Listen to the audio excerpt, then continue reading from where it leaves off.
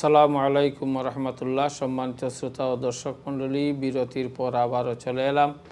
এই সময় যারা আমাদের অনুষ্ঠানে অংশগ্রহণ করেছেন আপনাদেরকেও আমরা স্বাগত জানাচ্ছি, এবং নতুনভাবে যারা অংশগ্রহণ করেছেন আপনাদের জানার জন্য আমরা বলছি, আমরা হযরত ঈসা আলাইহিস সালাতু ওয়াস সালাম সম্পর্কে আলোচনা করছি। আমাদের সম্মানিত অতিথি আলোচনা করছেন।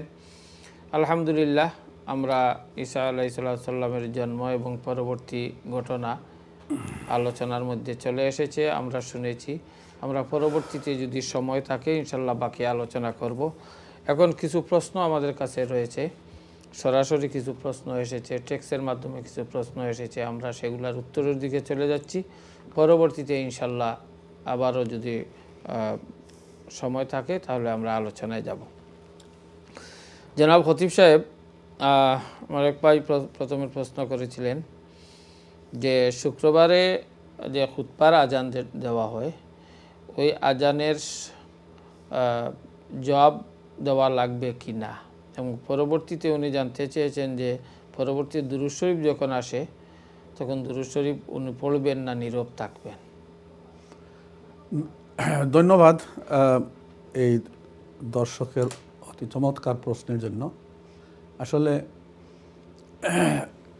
জুমার আজান যখন দেওয়া হয় তখন আজানের জবাব দেওয়া এটা ঠিক আছে। আর দুরূদ শরীফ যখন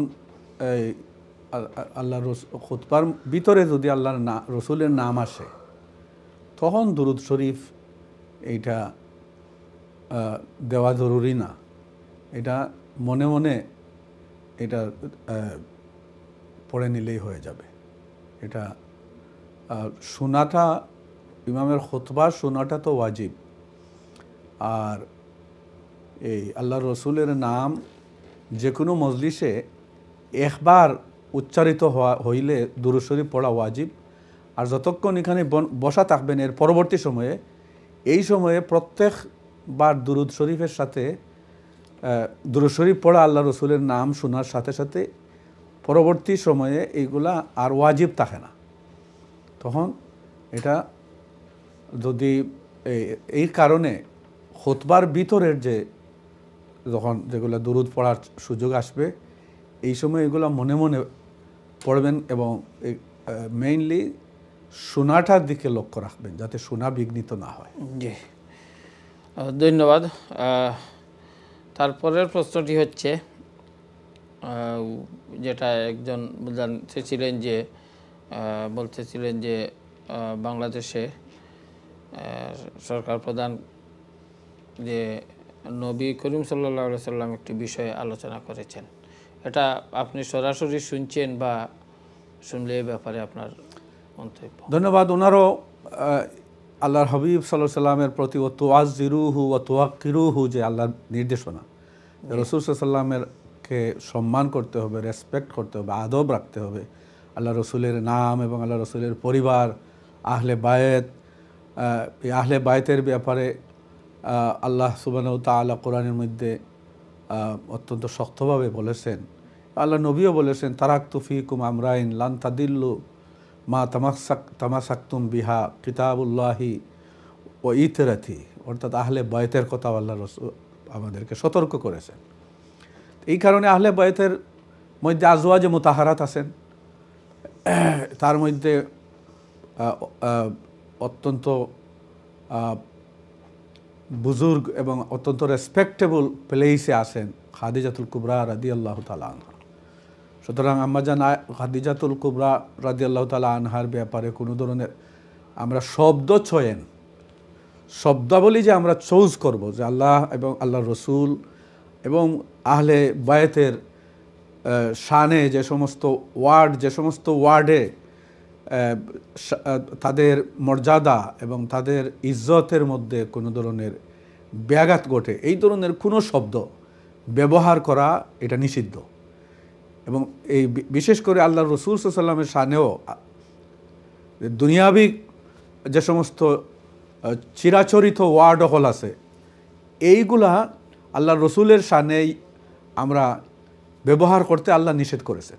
আল্লাহ বলছেন, আউযু বিল্লাহি মিনাশ শাইতানির রাজিম, বিসমিল্লাহির রহমানির রহিম, ইয়া আইয়ুহাল্লাযীনা আমানু লা তাকুলু রাইনা ওয়া কুলু উনজুরনা ওয়াসমাউ ওয়ালিল কাফিরিনা আযাবুম মুহিন। আল্লাহ তাআলা বলছেন, হে মুমিনরা, তোমরা রসুলের শানে তোমরা খবরদার কিছু ওয়ার্ড যেটার মধ্যে বালাও মিনিং আছে, মন্দও আছে, এই ধরনের শব্দ, রাইনা একটা ভালো অর্থ আছে, একটা মন্দ অর্থ আছে। এইটা মুনাফিকরা এবং ইহুদিরা আল্লাহর রসুলকে গায়েল করার নিয়তে মন্দ উদ্দেশ্যে রাইনা তারা বলতো। এই শব্দ ইউজ করতে আল্লাহ নিষেধ করেছেন। অন্যখানে আল্লাহ তাআলা বলছেন, লা তাজআলু দুআ আর রাসূলি কা দুআয়ে বাউদিকুম লি বাউদিন। তোমরা রসুল সাল্লাল্লাহু আলাইহি ওয়াসাল্লামের ব্যাপারে আল্লাহর হাবিবকে তোমরা সম্বোধন করতে বা ডাকতে যেভাবে পরস্পরের মধ্যে তোমরা হে বন্ধু, হে দুস্থ, হে লিডার, এই ধরনের যে বা প্রেসিডেন্ট বা কাউন্সিলর, এই ধরনের যত শব্দ দুনিয়াবি ক্ষেত্রে ব্যবহৃত হয়, এই ধরনের কোনো শব্দ রসুলের শানে ব্যবহার করতে আল্লাহ নিষেধ করেছেন। সুতরাং এবং আহলে বয়তের কথাও আল্লাহ রসুল খুব সতর্ক করেছেন। তো যেসব কথাবার্তা আল্লাহর রসুল এবং আহলে বয়তের শানের মধ্যে কোনো ধরনের আপনার অসম্মানসূচক হয়, এই শব্দটা যদি নর্মালি ব্যবহারযোগ্যও হয়, কিন্তু শব্দ চুজ করা, এগুলো আমাদের মুসলমান হিসাবে আমাদের খুব সাবধানতা অবলম্বন করতে হবে। এই জন্য আমরা এক্স্যাক্টলি ওয়ার্ডগুলা আমরা তো শুনি নাই, তো আমরা ইন জেনারেলি বলবো, যদি এই ধরনের কেউ প্রধান উপদেষ্টা সহ আমরা সকলেরই দৃষ্টি আকর্ষণ রাখবো, আল্লাহ রসুলের শানে এই ধরনের কথাবার্তা বলতে যেন আমরা সতর্ক হই। কারণ আল্লাহ তাআলা, আল্লাহর দরবারে যদি কেউ ভুল করে তওবা করে, আল্লাহ মাফ করে দিবেন। কিন্তু আল্লাহর রসুল সাল্লাল্লাহু আলাইহি ওয়াসাল্লামের ব্যাপারে যদি কেউ আপনার এই কোনো বেয়াদবি হয়ে যায়, তাহলে আল্লাহ তাআলা এটা খুব শক্ত করে ধরেন, এটা অমার্জনীয় একটা গুনাহ। জি, অসংখ্য ধন্যবাদ। একজন কলার চলে এসেছে, আমরা কথা বলনি। হ্যালো, আসসালামু আলাইকুম। ওয়ালাইকুম সালাম ওয়া রাহমাতুল্লাহ। মাওলানা সাহেব, উমরার ব্যাপারে একটা জিনিস জানতাম আসলাম। জি বলেন প্লিজ। মহিলা হলোর জন্য উমরার পরে চুল কাটার ব্যাপারে আর কি, এক মহিলা অন্য মহিলার চুল কাটা যাইব না, কতটুকু কাটা নিয়ম? ওকে, ইনশাল্লাহ। অ্যান্ড কোন সময় আর কি কাটা জন্য একজনে অন্যজনের গোসলের আগে কাটলে অসুবিধা না, গোসলের বাদে কাটা? ওকে, ইনশাল্লাহ। খুবই সুন্দর প্রশ্ন, অসংখ্য ধন্যবাদ আপনাকে। আপনি আমাদের অনুষ্ঠান দেখতে থাকুন, ইনশাল্লাহ হুজুর আপনার প্রশ্নের উত্তর দিবেন। জি জনাব, তারপরের প্রশ্নটি হচ্ছে, একজন জানতেছিলেন যে হযরত ঈসা আলাইহিস সালাম, আপনি বলেছেন যে আবার পৃথিবীতে উনি আসবেন, তখন তিনি কিভাবে আসবেন? ধন্যবাদ। আসলে ঈসা আলাইহিস সালামের আল্লাহ তাআলা দ্বিতীয় আসমানে এখন রাখছেন। তিনি আবার পৃথিবীতে আসবেন, দামেস্কে আসবেন, সিরিয়ার দামেস্ক মসজিদ, একটা মসজিদের সাদা মসজিদ, এখানে আসবেন। এটা আল্লাহ তাআলা কিয়ামতের আগ মুহূর্তে। তো প্রথমত মেহেদী আলাইহিস সালাম দুনিয়াতে প্রকাশ পাইবেন, এরপরে দাজ্জাল আসবে। এই দাজ্জালের মোকাবেলা হযরত ঈসা আলাইহিস সালাম করবেন। তো তিনি আসবেন, ওনার তো নবী হিসাবে, নতুন নবী হিসাবে আসবেন না, ওনার যে নবুয়তি ছিল সেই নবী, নতুনভাবে নবী না হইয়া তিনি উম্মতে মুহাম্মাদির অনুসারী হইয়া আসবেন। এবং খলিফার দায়িত্ব, আল্লাহর রসুলের ইসলামী শরীয়তের অনুশাসন, কোরআন এবং ইসলাম হাদিসের আলোকে ইসলামী শরীয়তের অনুশাসনের ভিত্তিতে তিনি খেলাফত কায়েম করবেন এবং সারা পৃথিবী তখন মুসলমান হিসাবে ইসলামের অনুশাসনের ভিতরে আওতাধীন হইয়া চলবে। এবং এভাবে আল্লাহ তাআলা সারা বিশ্ববাসীকে একটা সুন্দর একটা পরিবেশ, সুন্দর একটা ইসলামিক জগৎ দান করবেন। জি, ধন্যবাদ। উনি নবী হিসাবে আসবেন না, উনি উম্মত হিসাবে, রসুলের উম্মত হিসাবে আসবেন। তবে উনার যে নবুয়তি সেটা আছে, সেটা থাকবে। কিন্তু এটা কার্যকরী হবে না। জি ওনার যে শরীয়ত, সেই শরীয়ত আর থাকবে না। ওনার যে নবুয়তের যে জিম্মাদার, যে অর্থাৎ নবুয়তের যে কোয়ালিটি ছিল, এটা থাকবে। কিন্তু অবশ্যই। নবী হইয়াও যেহেতু তিনি ছিলেন এক এলাকার নবী, বনি ইসরাইলের নবী, আর সমগ্র বিশ্বের সাইয়্যিদুল আম্বিয়া হচ্ছেন মুহাম্মদ রাসূলুল্লাহ সাল্লাল্লাহু আলাইহি ওয়াসাল্লাম, এবং সর্বশেষ নবী সর্বশেষ নবী। তিনি ওই আগের নবী হিসেবেই তৎকালীন থাকবেন, কিন্তু ওনার শরীয়ত বিলুপ্ত হয়ে যাবে এবং শরীয়তে মুহাম্মদীর অনুকরণে আল্লাহর রসুল সাল্লাল্লাহু আলাইহি ওয়াসাল্লামের অনুগত হইয়া ওই যে আসবেন। খেলাফতি চালাইবেন। ধন্যবাদ। যে একজন কলার চলে আসছেন। হ্যালো, আসসালামু আলাইকুম। হ্যালো, ঈসা আলাইহিস সালাম যেটা এটা তানির বাইরে থাকবো, আর তান যদি জন্মগ্রহণ হইয়া হুসাইনের পুরো হইয়া আপনি যে প্রশ্ন করছিলেন উনি কিভাবে আসবেন, ইনশাল্লাহ তো উনি বলছেন। ধন্যবাদ আপনাকে। জি, তারপরের প্রশ্নটি হচ্ছে যে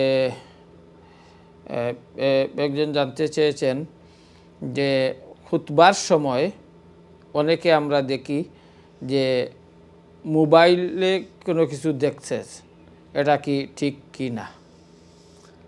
খুতবার সময়, খুতবা তো হচ্ছে একটা জিকির, আল্লাহ সুবহানাহু তাআলার রহমত নাজিলের একটা বড় সুযোগ। এবং এই খুতবার সময়ে ফেরেশতারা প্রত্যেক জুমার দিন তারা আল্লাহর পক্ষ থেকে রেজিস্টার বুক লইয়া প্রত্যেকের নাম যারা আগে আসেন এই সিরিয়ালি লিখতে থাকেন। এবং যখন খুতবার আজান হয় তখন তারা তাদের রেজিস্টারি বন্ধ করিয়া ওই মুসল্লিদের কাতারে তারা শরিক হইয়া যান। এবং এই খুতবার সময়ে যা জিকির হয়, যা কিছু পড়া হয় এবং দোয়া হয়, এইগুলোর জন্য ফেরেশতারা মুসল্লিদের জন্য আমিন আমিন বলেন। তখন এই সময়টা খুবই একটি গুরুত্বপূর্ণ সময়। এই সময় আল্লাহর খাস নজরে করম বরকত হাসিলের সময়। এই সময় অন্যমনস্ক হওয়া, এই সময়ে তো খুতবার সাথে মনোযোগী হইয়া, এটা যেহেতু জিকির, শুধু বক্তব্য না, এই জিকির এটা সাহাবা আল্লাহ রসুল থেকে সমগ্র বিশ্বে এটা জিকির হয় আরবিতে। এবং এই খুতবাটা শুরু হয়, কিন্তু খুতবার নির্ধারিত টাইম আছে। যখন জোহরের টাইম শুরু হয়, এরপরে আজান হয়, এরপরে খুতবা দিতে হয়। এই জন্য খুতবার শর্ত হলো এই জোহরের মানে টাইম হতে হবে। এবং এই খুতবা এটা আরবিতে দিতে হবে, যেহেতু এটা আল্লাহ রসুলের মুতাওয়াতির আমল এবং সারা বিশ্বের সাহাবা তাবিঈন অন্য কোনো কিছু বা মোবাইল বা কোনো কিছু দেখা ঠিক নয়, এটা ঠিক না। তখন খুতবা শোনা ওয়াজিব, খুতবা শোনা ওয়াজিব। অসংখ্য ধন্যবাদ। তারপরের প্রশ্নটি হচ্ছে যে একজন মহিলা প্রশ্ন করে জানতে চেয়েছিলেন যে উমরায় গেলে যে পরবর্তীতে যখন চুল কাটা হয় তখন মহিলারা কিভাবে চুল কাটবেন এবং কখন কাটবেন? মহিলাদের জন্য তো হচ্ছে মাহরাম ছাড়া হজের সফরে হোক আর উমরার সফরে হোক যাওয়া জায়েজ না। এটা অত্যন্ত গুরুত্বপূর্ণ একটা আমল। তো মাহরাম হচ্ছে স্বামী ছাড়া, স্বামী থাকলে তো আর উনি মাহরাম না, উনি তো স্বামী স্ত্রীর মধ্যে তো এটা আলাদা সম্পর্ক। তাছাড়া আরও বাকি যে 14 জন মাহরাম আছেন, ওরা তো পুরুষ। তো ওই মাহরাম হয়তো ছেলে হতে পারে, আপনার ভাই হতে পারে, মামা হতে পারে, চাচা হতে পারেন। এই ধরনের মাহরাম কেউ না কেউ সঙ্গে থাকা দরকার। যদিও বর্তমানে এটা একটা হিড়িক পড়ে গেছে যে ওই মাহরাম ছাড়া অন্যান্য মহিলাদের সাথে যাওয়ার একটা প্রবণতা।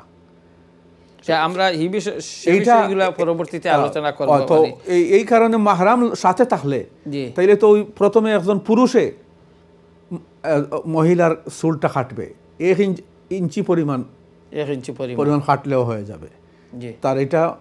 এবং কাটতে হবে যিনি প্রথমত ইহরাম থেকে বাইর হয়ে গেছেন। ইহরাম থেকে পয়লা মনে করেন পুরুষরা বাইর হইল, যিনি ইহরাম শেষ হয়ে গেছে, উমরা শেষ করে ফেলছেন এবং মাথাও খামাইছে, জি জি, এই ধরনের একজন প্রথমত সে তো খামাইবে ওই শপে গিয়া জি জি এরপরে ওই ব্যক্তি তার যে মহিলা তার সাথে আছেন ওই মহিলার চুলটা সে কাটতে পারবে। জি যখন ওই মহিলার কাটা শেষ হইবে তখন এই মহিলায় অন্যান্য মহিলাদের কাটতে পারবে। কাটতে পারবে। তবে শর্ত হইল এটাই, এটা হলো আকসর স্কলারদের অভিমত হলো যে মহিলা আপনার এহরাম থেকে বাইর হইছেন তিনি অন্যর কাটতে পারবে, যিনি বাইর হইছেন না তিনি পারবেন না। জি জি অসংখ্য ধন্যবাদ। এবং তার পরবর্তীতে গোসল করবেন।